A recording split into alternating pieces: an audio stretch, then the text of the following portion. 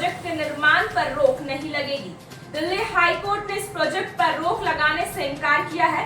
इसके अलावा कोर्ट ने याचिका लगाने वाले शख्स पर 1 लाख रुपए का जुर्माना लगाया है। कोर्ट ने याचिकाकर्ता की मंशा पर भी सवाल खड़ा किया है और कहा कि इस प्रोजेक्ट को जबरन रोकने के लिए याचिका लगाई गई थी। बता दें कि दिल्ली में लगाए गए लॉकडाउन के बाद याचिकाकर्ता ने ये कहकर याचिका दायर की थी कि अभी दिल्ली में कंस्ट्रक्शन एक्टिविटीज पर पूरी तरह रोक है, तो इस प्रोजेक्ट का काम क्यों नहीं रुका गया।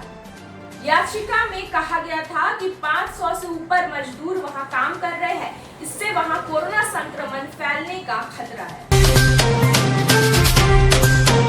जून महीने में केंद्र सरकार के पास वैक्सीन की 12 करोड़ डोज होगी, जिसमें करीब 6 करोड़ डोज राज्य सरकारों और प्राइवेट अस्पतालों को दी जाएगी। बाकी 6 करोड़ डोज भी केंद्र राज्यों को देगी, लेकिन इन्हें 44 साल से अधिक उम्र के लोगों और फ्रंटलाइन वर्कर को ही लगाया जाएगा।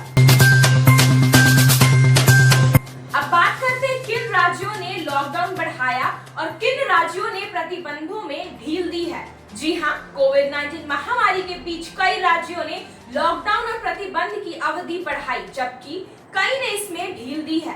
दिल्ली, हरियाणा, तमिलनाडु, पुडुचेरी, कर्नाटक, गोवा, हिमाचल प्रदेश और अन्य ने 7 जून तक प्रतिबंध बढ़ा दिए।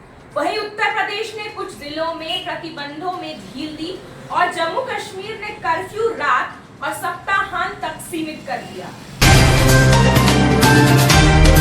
पीटीआई ने एसआईआई के एक अधिकारी के पत्र के हवाले से कहा है कि कंपनी ने केंद्र को बताया कि वो जून में कोविशील्ड वैक्सीन की 9 से 10 करोड़ डोज का उत्पादन और आपूर्ति करने में सक्षम होगी।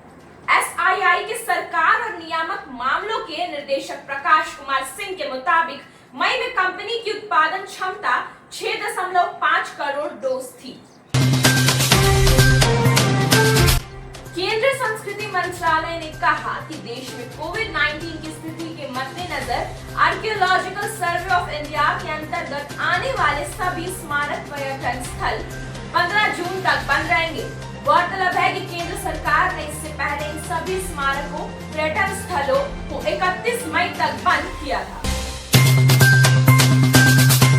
दिल्ली के रेसिडेंट डॉक्टर्स एसोसिएशन एलोपैथी उपचार पर बाबा रामदेव की टिप्पणी के खिलाफ सफदरजंग अस्पताल मंगलवार को काला दिवस मनाने जा रहा है। एक बयान में कहा गया, श्री राम किसान यादव के अपमानजनक बयान कोविड-19 योद्धाओं के बलिदान को कम करने के बराबर है। उन्होंने कहा, उनके निराधार दावों में भय और दहशत पैदा करने की क्षमता है।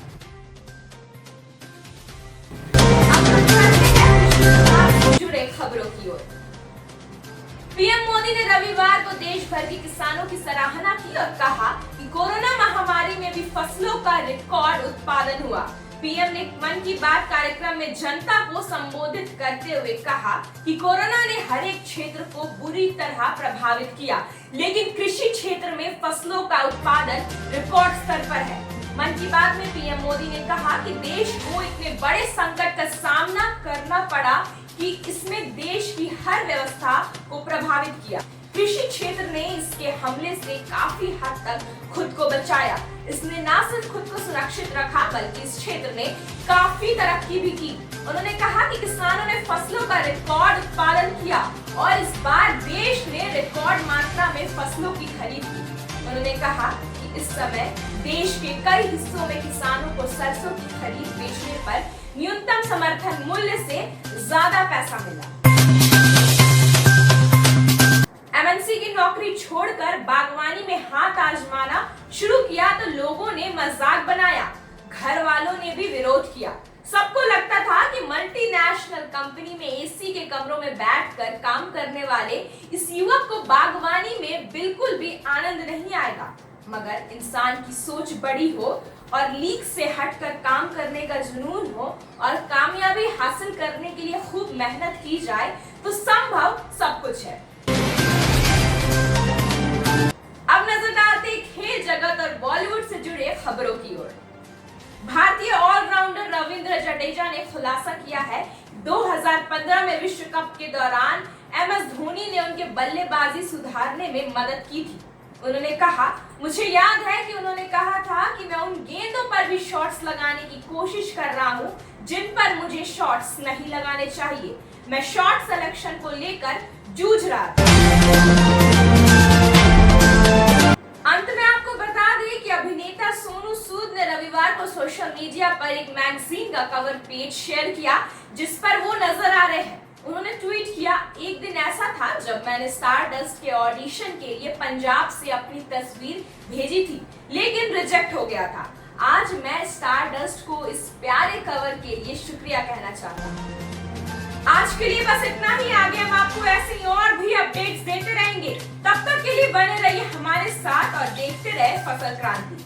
अब मुझे दीजिए इजाजत। धन्यवाद।